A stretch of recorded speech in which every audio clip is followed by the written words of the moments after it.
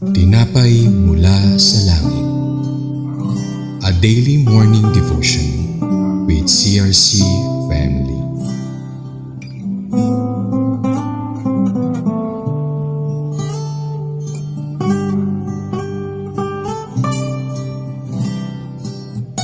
Mapagpalang umaga kapatid, ako po si Sister Hannah mula sa CRC San Pedro, Laguna. Narito tayo muli upang simulan ng araw natin kasama ang salita ng Diyos bilang gabay. Tayo ay dumako muna sa isang maikling panalangin. Panginoon, maraming salamat po sa umagang ito, maging sa buhay na iyong ipinagkaloob sa amin. Patuloy po naming idandalangin ang iyong paggabay sa umagang ito bilang kami ay muling mag-aaral ng iyong mga salita. Patuloy niyo pong buksan ang puso't isipan ng bawat isa sa amin upang ang mapapakinggan namin ngayong araw ay maipasamuhay ng bawat isa.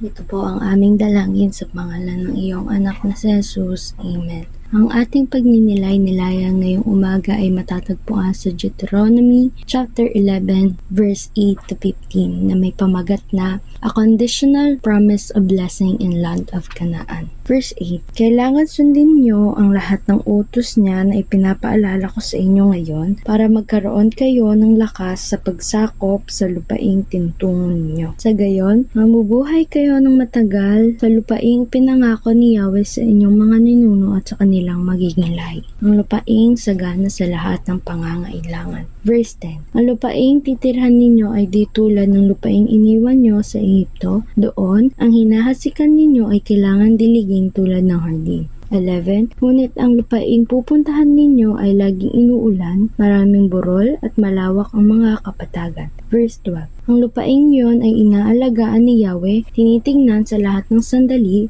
13. Kaya nga sundin ninyo ang utos na sinasabi ko sa inyo ngayon. Ibigin ninyo ang Panginoong Diyos at paglingkuran ng buong puso't kaluluwa. Verse 14. Kung magkagayon, pauulanan niya sa kapanahunan sa lupaing inyo at mananagana kayo sa pagkain, inumin at langis. Verse 15. Pananatilihin niyang sariwa ang damo para sa inyong mga hayop upang kayo'y managana sa lahat ng bagay. Palain ang salita ng Diyos. Sa ating mga bersikulo, sinasabi sa atin kung paano sinabihan ni Moses ang mga Israelita na sundin ang mga utos ng Panginoon. Bibigyan niya ng lakas ang mga Israelita na sakupin at ariin ang lupaing pangako. Dito muli sinasabi na pagpalain ng Panginoon ang mga Israelita kung sila'y matapat na susunod sa mga utos ng Diyos at magtitiwala sa Kanya. Sinabi ni Moses ang kaibahan ng lupaing kanilang pinanggalingan at lupaing kanilang pupuntahan. Sa Ehipto, kapag sila ay nagtanim, kailangan pa nila itong patubigan at alagaan parang isang hardin. Sa kabilang banda, ang lupaing Kanaan naman ay laging inuulan at maraming burol. Ang Panginoon ang nag-aalaga ng lupaing ito. Pinamalas sa atin kung gaano tayo gustong alagaan at pagyamanin ng Panginoon kung tayo lamang ay susunod sa Kanya. Tandaan natin ang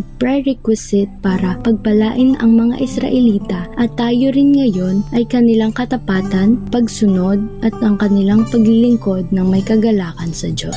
Kaya tayo bilang mga lingkod ng Diyos, naway piliin nating maging dalisay at laging sumunod sa Kanya upang sa anumang kaharipin, tayo ay palalakasin at pagpapalain. Kung tayo ay magiging tapat na tagasunod, tayo ay pinangukuan niya na ng basagana at walang hanggang buhay. Ngayon, tayo ay muling dumako sa maikling panalangin. Muli, Panginoon, maraming salamat po sa araw na ito. Maraming salamat sa mensaheng ipinagkaloob niyo sa bawat isa sa amin na kami ay pagpapalain mo kung kami ay magiging tapat at kung kami ay susunod sa iyo. Nawa ang mga salitang aming narinig ay magamit at magsilbing gabay namin sa aming pang-araw-araw na pamumuhay. Muli, maraming salamat sa araw na ito. Ang lahat ng ito, Lord, ay tinataas namin ng may papurit pa sa salamat sa pangalan lamang ng iyong anak na si Jesus. Amen. Muli, maraming salamat mga kapatid sa pagsama sa atin sa umagang ito. Patuloy po nating suportahan ang ating programa upang mas marami pang maabot ng salita ng Diyos na magliligtas sa lahat at magbibigay kapanatagan. Muli, magandang umaga at pagpalain nawa tayo ng may kapal.